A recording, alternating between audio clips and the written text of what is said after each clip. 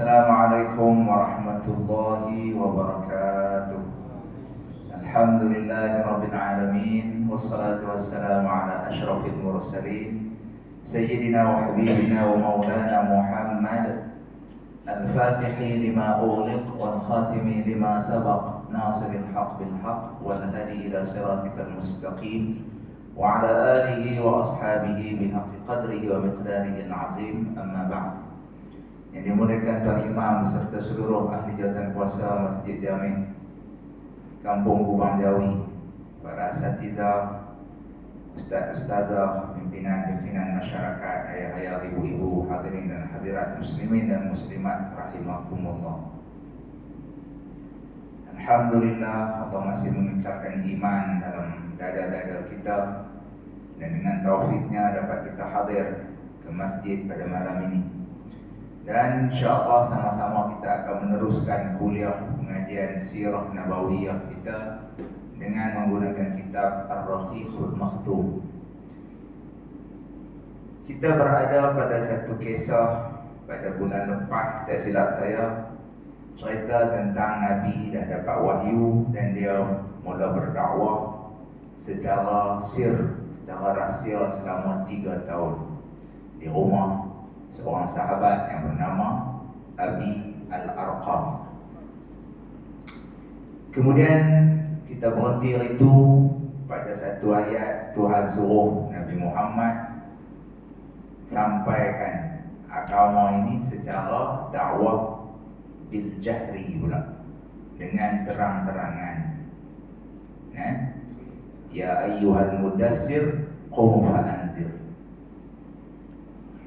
Jadi kita dah cerita dah Nabi Muhammad pun dia panggil adik-beradik dia ni 3 kali.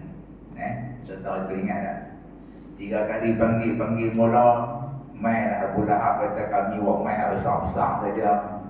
Budak-budak kami tak buat mai sebab benda kita nak sembang ni benda besar pun. Dia ada fikir Nabi Muhammad nak bagi harta. Sebab Nabi Muhammad waktu tu kaya, kahwin dengan Khadijah binti Khuwailid. Nabi Muhammad dia panggil pula buat makan-makan adik-beradik. Akhirnya Nabi Muhammad pun beritahu kata Nabi naik atas bukit Safa, Nabi panggil bagi ramai-ramai semua. Nabi Muhammad beritahu kata Nabi Muhammad ni adalah Rasulullah. Kita berhenti tu. Kita sambung baca dulu sikit. Tak mau mukadimah panjang malam ni kan, mula berlambat dengan hujan, maknanya dah lagi dia buat hujan telah dengan kizat, baru kita balik kan. Baik, kita terus baca kitab ya makcik. Bagi yang ada buku ni, cetakan Yadim ni muka surat 105. Cerita di atas Bukit Safa. Bukit Safa ni tahu tak? Dekat dengan Telaga Zamzam tu, tang mula orang nak sa'i tu. Kalau orang biasa pergi umrah, di haji ni dia akan naik atas Bukit Safa tu. Dia balik tengok ke Kaabah ni, dia lambai pada Kaabah, istilah Bismillahirrahmanirrahim. Kemudian dia pun mula berlari-lari lah. Setelah Nabi SAW pasti bahawa Abi Talib telah berjanji untuk melindunginya dalam menyampaikan risalah Tuhannya, maka pada satu hari baginda berdiri di atas Bukit Safa lalu berteriak, "Hai sekalian manusia!" Maka berkumpullah semua anak pinak Quraisy. Lalu baginda menyeru kepada tauhid dan beriman dengan risalahnya dan hari kiamat. Imam Al-Bukhari meriwayatkan sebahagian kisah ini daripada Ibnu Abbas, katanya apabila turunnya ayat qum fa'anzir, berilah peringatan, Nabi pun naik di atas Bukit Safa lalu menyeru, "Hai Bani Fihr." Fihr ni maksudnya Quraisy. Nama betul dia Fihri. Gelaran dia Quraisy. Monyang Nabi tu. Monyang Nabi yang ke-7 tu. "Hai Bani Adi." Iaitu anak pinak Quraisy. Semua sekali orang Arab Quraisy yang ada di Mekah tu, semua Quraisy mereka. Sehingga mereka berkumpul. Nabi panggil mereka semua tu. Ada orang yang jika tidak mampu keluar, ia mengutuskan utusan untuk melihat gerangan apa yang akan disampaikan. Lalu datanglah Abu Lahab. Siapa dia Abu Lahab? ponakan Nabi Muhammad, anak Abdul Muttalib, bersama orang-orang Quraisy yang lain. Kemudian baginda berkata, Nabi bermula abang bila dah kumpul mai semua Quraisy ni ada 7 kabilah besar yang ada di Mekah tu. Maka mai lengkong penuh duduk tang bawah bukit Safa ni. Nabi bermula bercakap, apa pandangan kamu, Nabi kata, kalau aku memberitahu kamu bahawa di sebalik lembah ini ada angkatan berkuda yang hendak menyerang kamu. Tengok Nabi Muhammad ni, dia pemidato yang hebat. Dia mula dengan soalan. Cara orang pandai cakap ni, dia mula dengan soalan ni tu. Macam saya tak pandai cakap, main-main cerita terus. Tuan-tuan abang terus mentu. Macam tu imam cerita kan. Mula-mula terus, alamak. Bila tanya soalan, otak mula fikir. Dia mula benda ni. Contoh saya main-main, saya kata, biasa tak?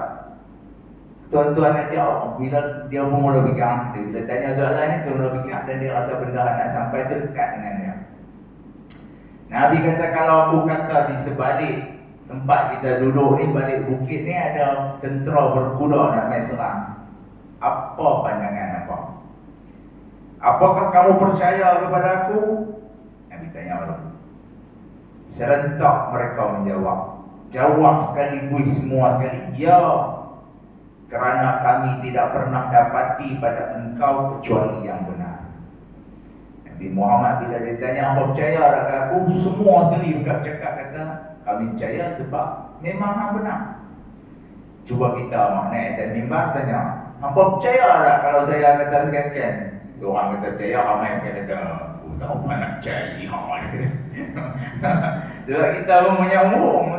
Tapi Nabi Muhammad, semua orang sekali pun kata betul. Percaya tak kalau kita cakap, orang tak percaya.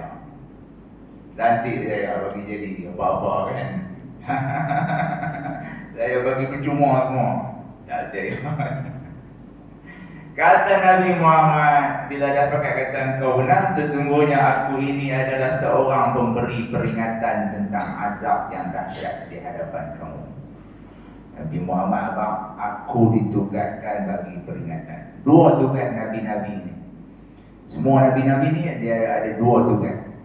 Basyiran wa nadhiran. Basyir maksudnya bawa berita gembira. Nadhir bawa berita tak seronok, peringatan dia panggil. Nabi sebut dia ni bagi peringatan ke orang. Jadi macam tu lah juga kita pun dengan keluarga kita ke apakah, dia ada 2 cara lah. Satu, kita cakap bagi seronok, dia panggil basyir ni. Kita kecil dia elok. Kita kecil dia elok. Semayang, jom kita semayang, dapat pahala bagian-bagian gunung ni, bagi orang seronok. Tak jalan juga dengan basyir ni, kena nadhir pula bahawa ada hukuman, hukutan, dapat neraka bagian-bagian. Tapi masalah orang Melayu kita ni, banyaknya kita tak ada basyir lah.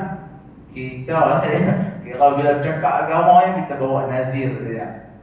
Hang tak pakai tudung, ampun yang kena bakar. Jadi dia kira macam dengan Tuhan ni, memang kita duk bayang, kita nampak ganas betul ya.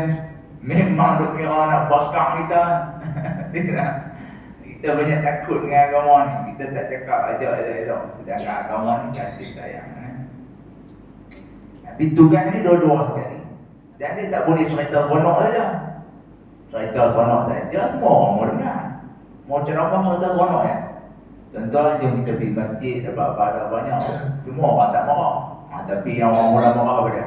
Bila kita nadir, tak boleh macam ni. Ini haram. Ini syubhah. Tak boleh. Orang bila kita kata tak boleh rasuah, tak boleh tutup aurat, tak boleh tunjuk aurat, tak boleh judi, tak boleh, orang tak mau dengar. Tapi kalau ada apa benda seronok aja, semua orang mau dengar. Jadi dua-dua ni kena serentak lah. Basyir wa nadir. Lantas Abu Lahab pun kata, bila dah Nabi Muhammad abang aku tu, Abu Lahab pun berkata, celaka engkau seluruh hari ini. Adakah kerana ini engkau mengumpulkan kami? Kemudian turunlah ayat Al-Quran yang bermaksud binasalah kedua-dua tangan Abu Lahab. Surah apa tu? Surah Al-Masad. Tabat. Orang kita panggil surah Tabat. Nama betul surah tu Al-Masad. Tabbat yada abi lahabin wa tab. Binasa kedua-dua tangan Abu Lahab. Sebab dia maki Nabi Muhammad, Tuhan maki dia balik. Allah ni, dia pilih Nabi Muhammad ni jadi kekasih dia. Nabi Muhammad seorang yang kata kekasih dia. Kita hak lain ni, Tuhan cuma bagi rahmat saja. Boleh beza tak cinta dengan rahmat? Kasih ni dia bagi cinta, kekasih. Tuhan ni pilih Nabi Muhammad ni jadi Habibullah. Kekasih ni macam kita tak ada kekasih. Kita akan besok sebaik mungkin bagi sonok kekasih kita.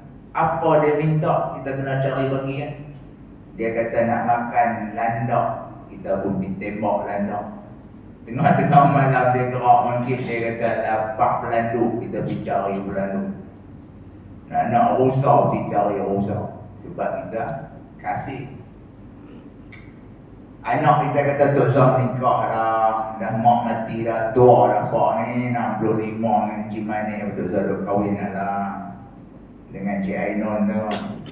Tahu Cik Ainon? Saya cerita dulu ni, SGB mohong kita.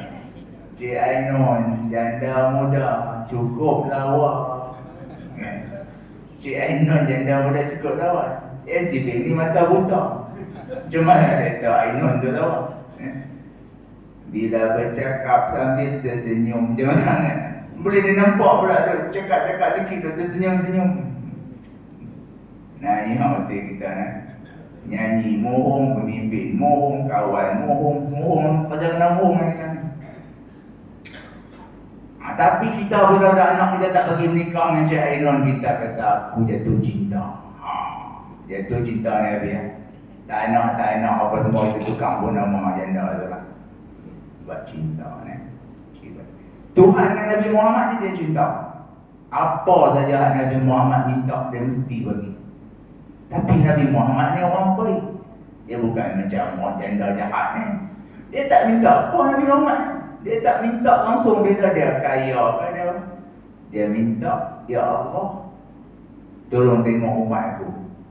Dia suruh jaga kita yang kata Nabi Muhammad ni tu yang Tuhan sayang dia. Adapun yang kita ni Tuhan cuma dia panggil rahmat. Rahmat ni Melayu panggil kesian. Kesian berat. Tuhan kesian berat. Rahmat ni pun tinggi, bukan senang kan. Kadang orang dia tak dapat kahwin dengan orang yang dia cinta. Dia kahwin dengan bini dia lah, pak mentua cari ke apa benar. Tapi dia rahmat. Walaupun dia tak cinta, dia rahmat. Rahmat ni pun satu benda yang lebih tinggi juga dalam tasawuf ni, dia anggap tinggi lah.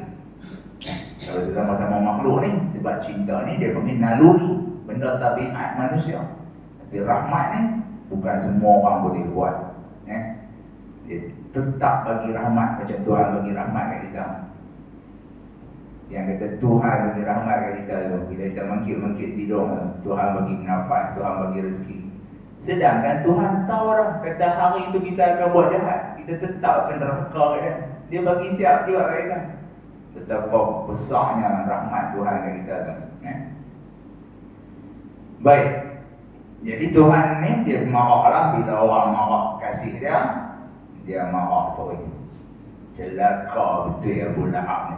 Dua-dua tangan dia binasa. Wa mara'atuhu, dan juga bini dia. Nama Ummul Jamil. Dua-dua ni, bini dia ni akan pakai apa? Al-Masad. Satu belenggu, kita panggil gari. Orang kita panggil gari, belenggu. Gari duduk di leher bini dia ni. Ikat dengan di tangan dia. Duduk dalam api neraka. Dan yang kata Al-Quran ni mu'jizat, waktu tu turun tu di muka Abu Lahab tu hidup ni, dia mati dalam keadaan kafir juga lah. Orang-orang lain tak masuk Islam pun ni, tapi dia ni memang mati betul dalam kafir. Muslim pula, Imam Muslim meriwayatkan sebahagian yang lain daripada kisah ini yang bersumber daripada Abu Hurairah radhiyallahu anhu, katanya apabila turunnya ayat dan berilah peringatan serta amaran kepada kaum kerabat yang dekat, surah Asy-Syu'ara ayat 214. Rasulullah SAW memanggil mereka lalu disebutkan nama secara umum dan khusus. Imam Muslim pula dalam Sahih Muslim cerita Nabi Muhammad panggil tu, dia tak sebut ya ma'syarul Arab, wahai semua orang Arab. Dia kata Nabi Muhammad panggil seorang-seorang. Pak Dong, Pak Su, Bangah, nama Nabi address kita panggil. Bila kita nak mula ucapan tu kita sebut kan, Masya Allah, Datuk-Datuk, Datin, Tan Sri, Puan Sri, Pak Su, kan, ayah-ayah, bunda-bunda, panggil semua jadi orang. Seronok lah Nabi Muhammad dia cakap tu. Kalau Imam Muslim dia dapat tu. Baginda berkata, hai semua orang Quraisy, selamatkan dirimu daripada api neraka. Ini riwayat Muslim. Wahai sekalian Bani Ka'ab, selamatkan dirimu daripada api neraka. Hai Fatimah binti Muhammad, selamatkan dirimu daripada api neraka. Sesungguhnya demi Allah, aku tidak memiliki sebarang kuasa untuk membela-Mu daripada hukuman Allah, melainkan kamu mempunyai tali persaudaraan Islam yang akan kuatkan hubungan itu. Dalam riwayat Muslim, dia kata Nabi Muhammad sebut seorang-seorang, dia kata semua pakat jaga, jangan bagi masuk dalam api neraka. Walaupun kita adik-beradik, aku tak boleh nak tolong. Walaupun kita ni sama-sama satu kaum puak mana-mana ni, adik-beradik, yang boleh tolong kita ni hanya kalau masuk Islam saja. Itu. Jeritan yang tinggi ini adalah kemuncak penyampaiannya. Rasulullah SAW menjelaskan kepada manusia yang paling hampir dengannya bahawa hanya dengan mempercayai kerasulan yang akan menghidupkan perhubungan antaranya dengan mereka. Nabi Habaq ni, pengarang kitab kita ni, Syekh Saiful Rahman ni kata, ini buah lahir lepas 3 tahun dia berdakwah apa semua. Dia cakap dekat ni, sekali ni dia panggil sampai semua orang ni, dia bagi satu message lah. Supaya abang kata ni buah lahir guna abang. Kita ni adik-beradik, tapi aku tak boleh dah jaga hamba kalau hampa tak masuk Islam. Maksudnya tu, hampa aku anggap adik-beradik kalau sama-sama hampa ikut ajaran Islam ni saja. Itu maksud Nabi panggil atas Bukit Safa. Baik, sebab orang Arab ni kita kena faham, orang Arab ni dia bukan macam bangsa kita. Bangsa kita zaman-zaman dulu mungkin lah, zaman-zaman orang Indonesia main di Negeri Sembilan tu kan, orang payah kumbuh, orang mana geng Minang, ni geng Minang, ni geng Jawa, mungkin dah dia jaga lah. Tapi orang Kedah ni dia tak buat sangat, dia tak apa jaga adik-beradik sangat. Tapi kalau orang Kelantan, dia jaga lah. Jadi orang Arab ni dia memang jaga adik-beradik. Kalau adik-beradik dia kena apa-apa ya, orang ambil kambing curi ke apa, dia pergi perang tu. Macam tu. Bergaduh tu pula dia siap pesan lah, keturunan kita jangan menikah dengan keturunan Bani sekian-sekian kabilah tu, sebab dia buat naya benda-benda ni. Zaman kita ni tak ada lah lagu tu. Tapi orang Arab zaman tu memang tu. So Nabi nak abang kata adik-beradik ni pun tak ada lagi dah kalau hampa tak terima ajaran Islam. Baik, seterusnya menyatakan kebenaran secara terbuka dan tindak balas orang-orang musyrikin. Apa pula orang musyrikin buat? Di saat seruan Rasulullah SAW itu masih lagi terngiang-ngiang di segenap pelosok Mekah, orang pun bakal cakap lah, lepas panggil Nabi Muhammad panggil cakap tu. Kemudian turunlah firman Allah SWT dalam surah Al-Hijr ayat 94. Tuhan kata, oleh itu sampaikanlah secara terus terang apa yang diperintahkan kepadamu wahai Muhammad, dan janganlah engkau hiraukan bantahan dan tentangan kaum musyrikin Mekah itu. Dengan turunnya ayat ini, Rasulullah SAW segera mengkritik ajaran-ajaran khurafat yang berbentuk syirik dan kepalsuannya.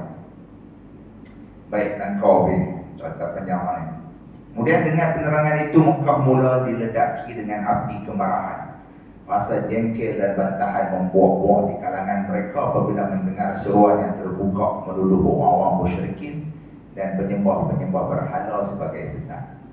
Bila Nabi mula cakap macam tu, Nabi ajak masuk Islam, kemudian Nabi terang kata apa yang sembah ni, Lata, Manna, Uzza, Tokong, apa semua berhala ni semua merapu, khurafat, benda scam. Khurafat ni bahasa Arab, Melayu bagi orang putih bagi scam, benda palsu, benda muruk. Mereka mula marah. Tak ada seorang pun masuk Islam hasil daripada Nabi Habaq atas Bukit Safa. Yang masuk daripada orang-orang yang tertindas lah, minoriti, orang-orang mai daripada Habsyah, daripada Afrika, orang Arab asal, anak orang kampung tu, dia waris Nabi tak masuk. Dia tak masuk, apa masuk ni orang tak. Dia memang manusia macam tu macam kita lah. Kita buat satu skim apa-apa lah, kita menjaga lah, ambil saham, nak pergi menjaga, nak bela ikan keli ke, nak buat borong walid ke, nak bertanam sayur apa kemudian kita buat walid kita jumpa kat masuk. Jadi walid tak masuk, dia takut kita kaya awal pada dia. Kalau kita buka company umrah, kawan kita tak pergi umrah dengan kita, dia buat tanya ke, berbual kita je, dia pergi dengan kawan lain. Dia takut kita kaya, manusia kan tu. Dia takut dia beradik dia kaya lebih daripada dia. Jadi Nabi Muhammad ni pun ajak, bila ajaknya dia beradik tak masuk. Orang-orang susah luar saja yang pekat masuk. Dan mula pekat marah lah. Sebab Nabi pekat, Nabi katakan berhala-berhala ada beribu tahun nak mereka pekat dia sembah ni. Baik. Kemudian orang Quraisy bangun untuk menentang kerana mereka benar-benar faham erti iman yang menolak adanya ketuhanan selain daripada Allah. Mereka faham apa artinya beriman dengan kerasulan dan hari kiamat, iaitu pergantungan bulan dan penyerahan yang sejati di mana mereka tidak akan dapat pilihan lain untuk menentukan tentang diri dan harta mereka. Dia pun tak mau ikut Nabi Muhammad ni kerana dia pun tahu kata Nabi Muhammad ni betul. Allah tu pun dia pun kenal yang kata orang Arab ni sebab memanglah orang main. Sebab mereka ni memang ikut agama Nabi Ibrahim awal tu. Kemudian Nabi Ismail dah 4,000 tahun dah ikut tu, 3,000 tahun dah. Kemudian mereka betul Allah, mulut ni duk wallahi wallahi. Tapi dah dia bila dah lama dah Nabi Ismail lepas tak ada dah. Dia mula syirik, dia ambil sembah Tok Kong pula. Dan saya dah cerita dah dulu ni, punca sembah Tok Kong tu ada satu orang nama Amru bin Luhai. Dia ni penjaga masjid lah. Dia pergi ke Syam no, pergi ke Palestin no, buat balik main Tok Kong. Sebab dia tengok orang Rom lepas tu sembah Tok Kong. Dia lah orang pertama bawa masuk berhala ke tanah Mekah ni. Kemudian dia pula bermimpi, syaitan naik abang kat dia pula. Syaitan abang hampir korek. Ada Tok Kong besar yang ada di Jeddah, dia pun pergi korek di Jeddah. Tok Kong yang pertama diciptakan di dunia ni dibuat oleh kaum Nabi Nuh. Dia pergi korek balik, ada 4 ekor dia jumpa. Dia letak di Jeddah satu, di Mekah satu, di mana 2-3 tempat lihat. Dari awal dulu saya bisa cerita dah. Dia ni nak mula sekali. Kemudian orang pun pakai ikut lah sebab dia ni lebay. Orang baik. Dia kata takkan kawan baik ni menipu. Dia takkan lebay mencuri. Itu berjalan. Dia kata takkan ustaz ni mohong. Jadi Amru bin Luhai ni mohong. Dia bukan niat buruk. Dia ada ingat orang Rom ni. Sebab di Palestin tu tanah Nabi-Nabi. Semua Nabi-Nabi mai daripada Nabi Adam, Nabi Ibrahim, semua tu duduk di, banyaknya duduk di Palestin. Jadi dia ingat apa yang dibuat oleh orang Palestin tu benda baik. Lepas tu dia balik naik kampung di Mekah. So ilmu ni jangan main ikut-ikut. Jangan main ikut-ikut.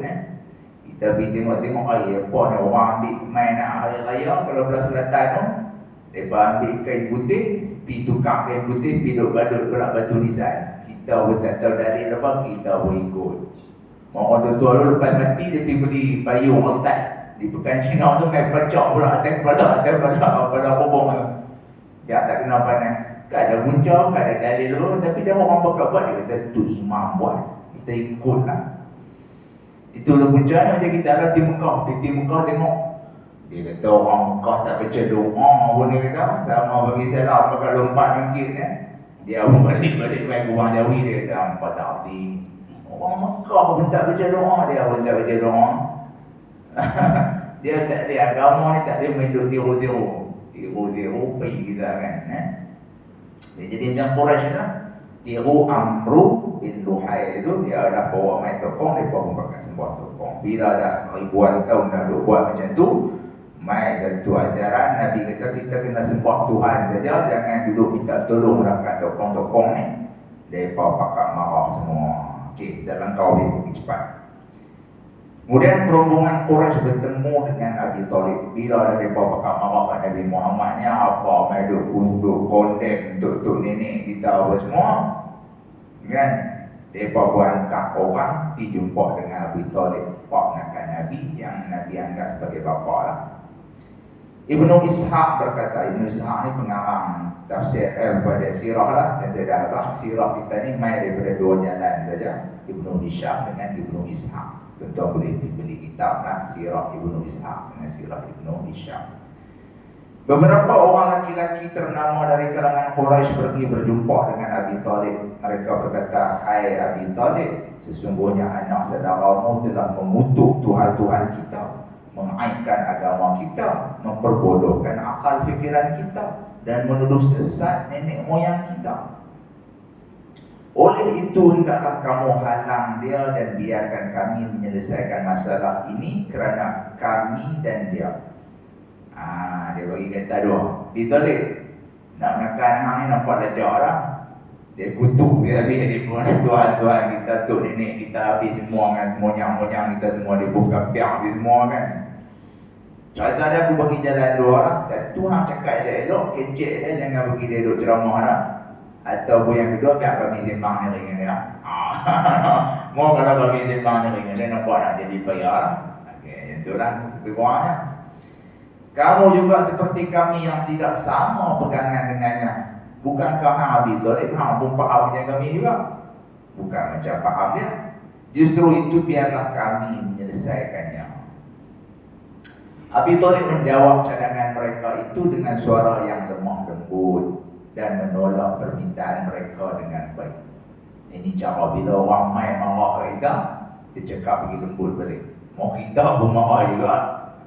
Orang nak ketuk kawan lain, tapi kita lebih-lebih nak kita kena ketuk dulu lah. Orang tengah dia kena pergi lembut balik.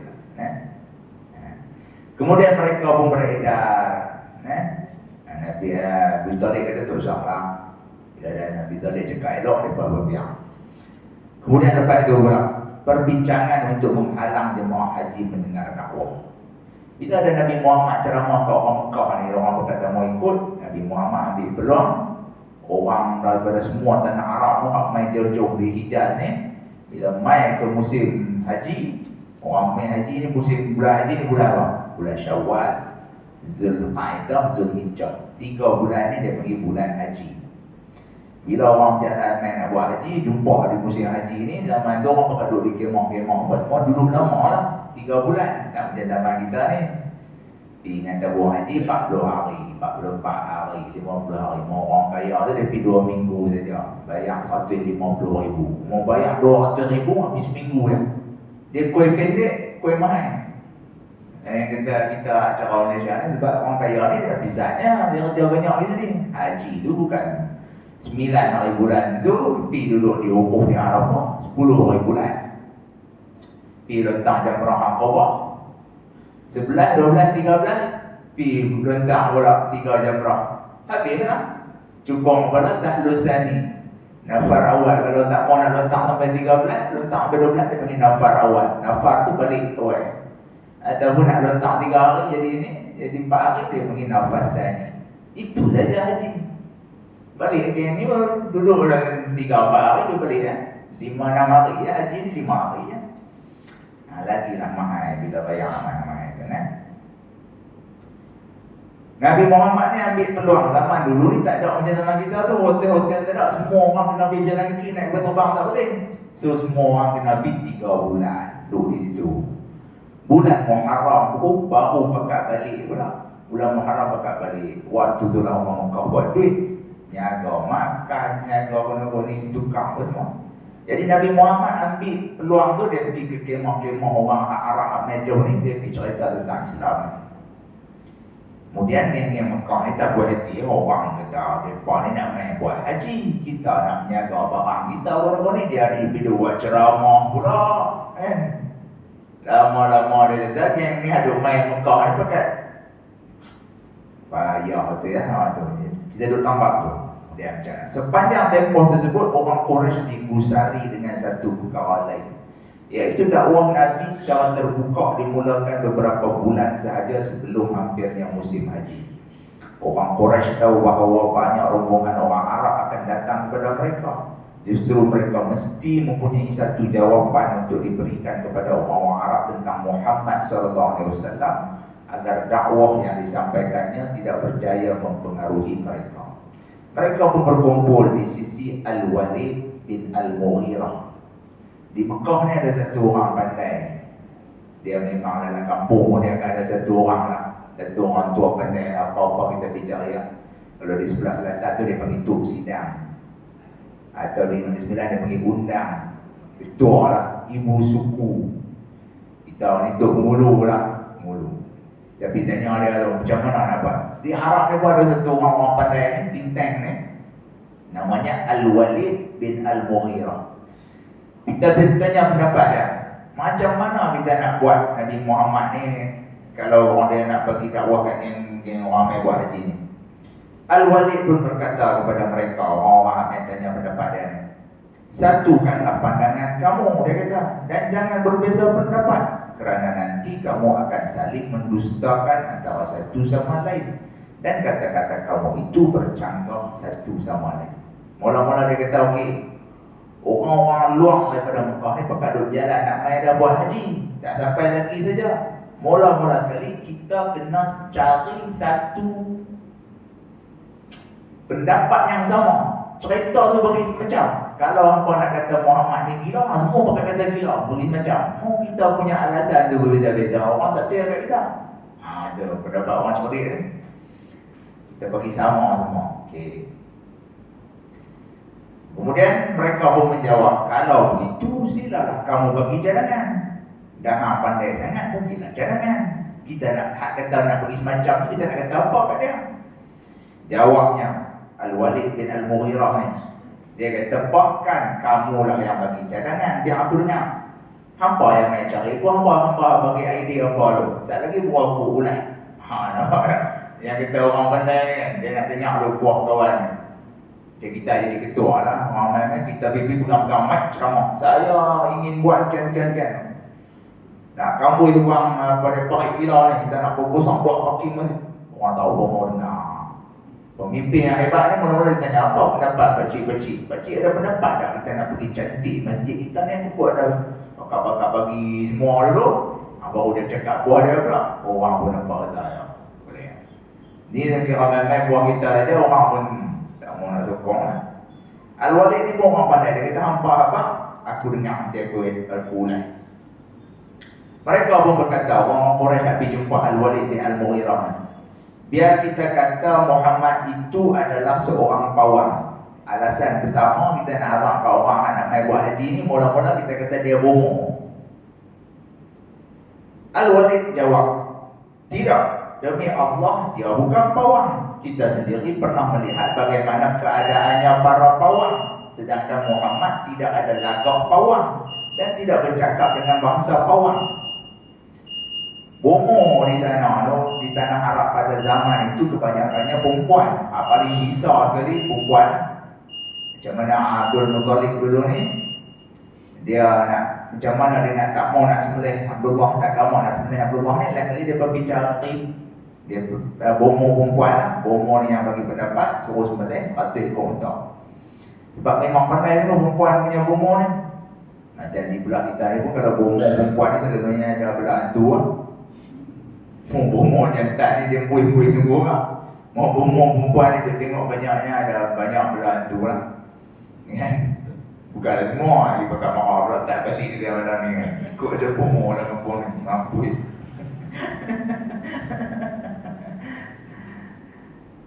Zaman tu pula, pawang ni yang kata dukun orang Arab ni, kalau laki-laki pun perempuan tu, dia mesti ada satu pakai lah. Jangan bermuzik apa lah, dengan dia ikat tali, gelang, benang apa dia panggil, benang apa dia dulu panggil benang mantap, botol ni dengan dia pergi dia kata Muhammad bukan gaya lagu tu, bukan cakap bomoh. Kalau kita bomoh dengan cikgu cakap lagu lain kan, ustaz cakap je lain, bomoh cakap je lain, bahasa bomoh kita jumpa kita tahu dah cara bomoh cakap. Kita nampak macam tak apa nak sihat. Ada apa-apa, cara tanya tu pun tanya. Tanya tu dia nak cari ubat lah.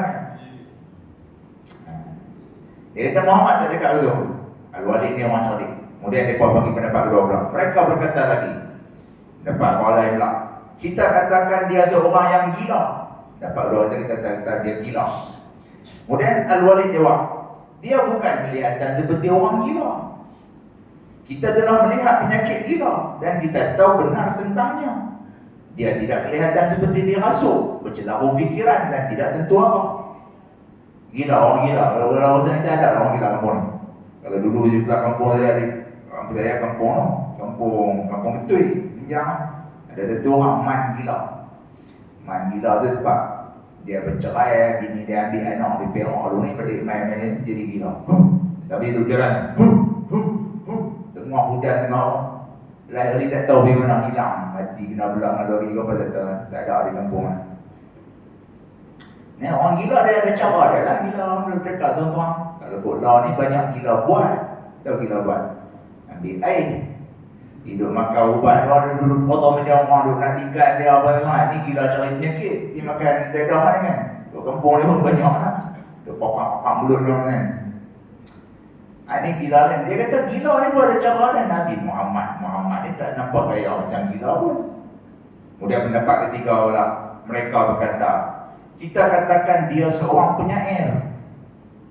Jawabnya Al-Mughirah ni, dia kata dia bukan kelihatan seperti penyair. Kerana kita sendiri tahu tentang syair dalam semua buku, dalam semua seginya, baik riznya, hiznya, qaridnya, makbidnya, maksudnya.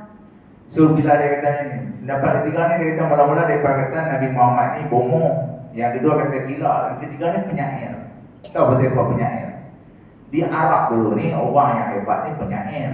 Penyair ni zaman kita ni tak boleh kita bayang macam penyair zaman kita. Penyair galak orang tak pakai dah penyair. Zaman kita ni artis lah, penyanyi dia panggil. Paling orang suka ni penyanyi lah. Satu lagu, tahu berapa orang bayar? 30,000. Malam ini akulah seniman. 30,000. Kita ceramah pula angkong-angkong kan. Tak ada abang ada bagi berapa kan. Bihun. Oh balik bihun.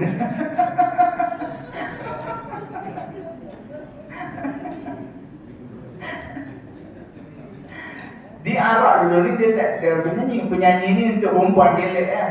Tapi yang laki-laki ni dia pergi penyair. Penyair ni tipe bayang mahal. Mai seorang tu penyair dia akan baca setiap tipe buat apa-apa pun dia akan ada seorang baca syair. Umbitu anna Aba Qabus aw'adani wala qarara ala za'rin minal asadi. Betul? Allah ya salam. Seronok, dia berseronok. Syair Arab dia cakap itu ya, dia buat irama itu. So bila kalau syair dia mesti ada rhythm, ada disebut tu rhythm, ritma, Melayu punya ritma, bagi bunyi belakang tu sama. Dia kena mengaji ilmu arud dia panggil, nak bubuh bagi jadi dia panggil sama dia punya ritma tu. Nah, tapi dia kata Muhammad dia bukan cakap begitu. Dia kalau kita di Malaysia ni kalau punya sama Said, kenal sama Said. Rambut hitam, rambut putih, misal tak kerat, turun sampai ke mulut ni panjang rambut. Orang Melaka. Duduk di Kuala Kubu Baru. Masuk di AP itu ni kan, dah keluar nakut. Dia pun syair. Cara dia cakap tu lain, tak cakap macam kita.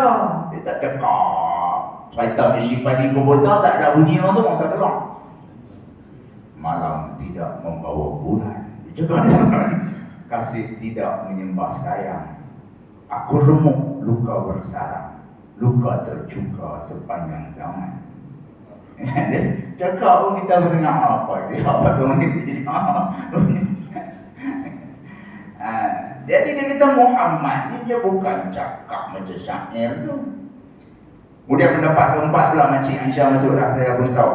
Yang keempat, kita katakan pula dia seorang ahli sihir. Pendapat keempat pula Makcik, ada seorang ni nampak cerdik sikit, dia kata, kita kata dia ni magic ahli sihir.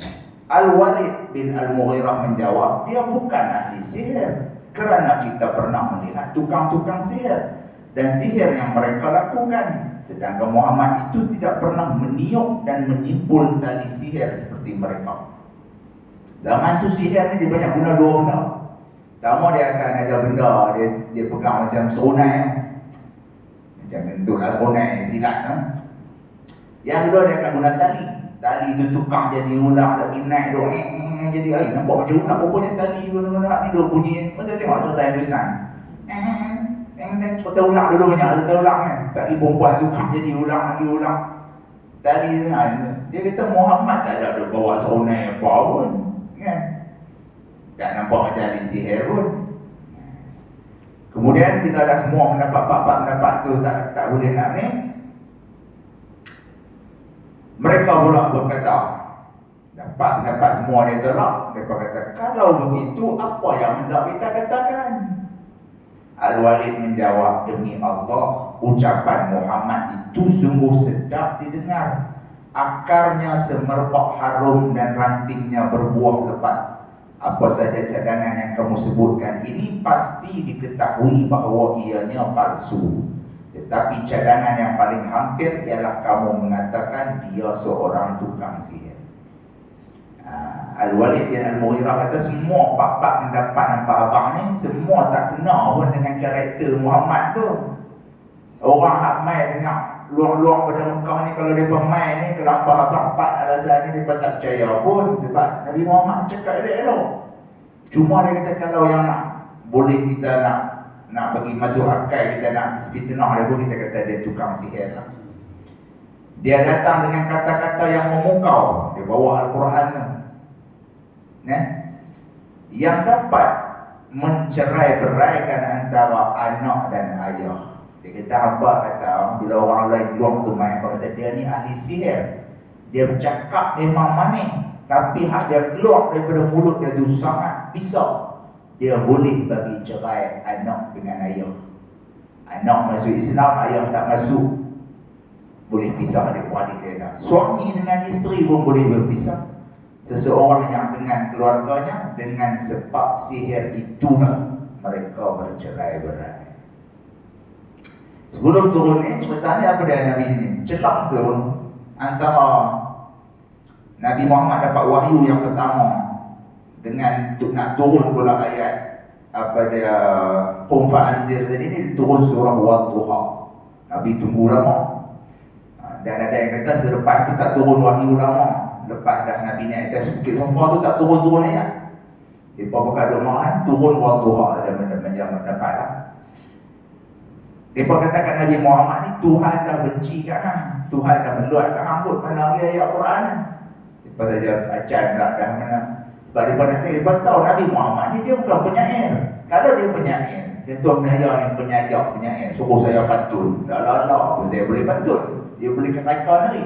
Tapi Nabi Muhammad ni dia buta huruf, dia bukan di sekolah, dia tak boleh nak buat syair. Dia kena tunggu wahyu tu. Bila wahyu lama tak turun, mereka berkata Nabi Muhammad ni telah dilupakan Tuhan. Tuhan meluatkan Nabi dah. Nabi Muhammad sedih ya. Dia duduk tunggu naik atas bukit, duduk tunggu pun tak turun-turun. Maka satu hari turunlah surah Ad-Duha. Surah yang ke-93 dalam susunan kita tu, dia turun 11 ayat. Tuhan sebut, nak contoh kata Nabi Muhammad ni bukan penyair. Wadduha, Tuhan bersumpah demi waktu duha, pukul 9 pagi. Wal-laili iza saja, dan demi malam ketika sunyi sepi. Saja tu maksudnya sunyi, hening pukul 2 pagi, orang bukan tidur lah. Malam sunyi. Tambah lah duduk tengah padang pasir lah, tengah malam apa satu benda lah.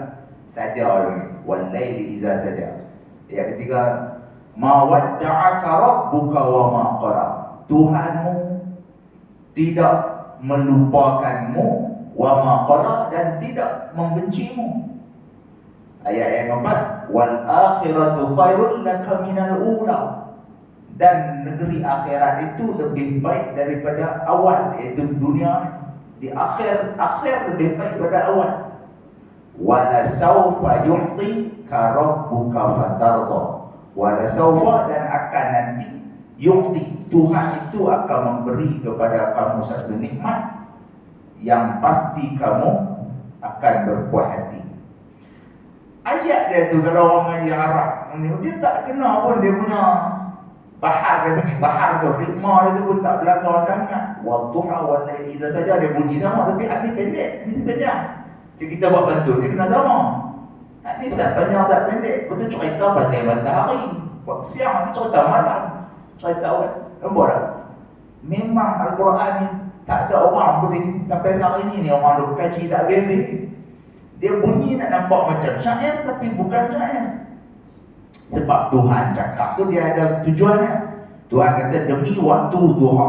Maksudnya manusia tengah seronok, hidup waktu pagi ni dia penuh harapan, impian nak buatnya macam. Dan dalam hidup kita ni ada waktu malam. Wal laili iza saja, ada waktu kita duduk tengah malam, kita duduk sini nak fikir sedih, hutang banyak, apa mau padi tak jadi apa semua. Hidup ni ada waktu siang, ada waktu malam. Tuhan bersumpah. Tuhan kata, aku takkan lupakan engkau. Tuhan takkan lupa, dan Tuhan tak meluatkan kita walaupun kita susah, miskin ke apa semua. Akhir itu yang aku nak tengok. Akhirat itu lebih utama daripada yang awal. Dan aku akan bagi nikmat yang pasti kamu redha, kamu puas hati nanti.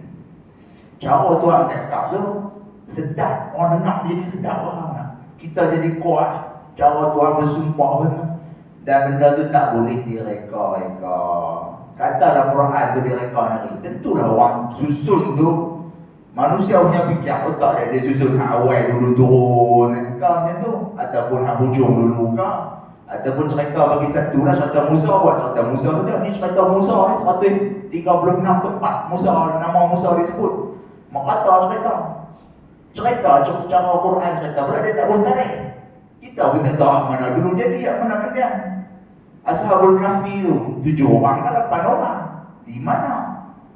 Dia tak spesifik betul. Itu cara Tuhan cakap. Sampai tu orang duk kaji, nampak pelik, tak tersusun, tapi tersusun. Dia bukan syair, tapi macam syair. Dan jadi sedap dengar. Saya bayar sebab bukan manusia yang cipta. Kita berhenti dulu tahun tu, lepas tu nantilah kita main. Orang pun mula bercakap, kata Nabi ni ahli sihir, ahli sihir. Kemudian lepas tu orang hak main Mekah tu tak percaya juga kata Nabi Muhammad ni ahli sihir. Walaupun dia tak masuk Islam, tapi benda tu bercakap habis di negara Arab tu. Kata ada satu orang lelaki baik, cakap lemah lembut, cakap elok, benda ada cakap tu pelik.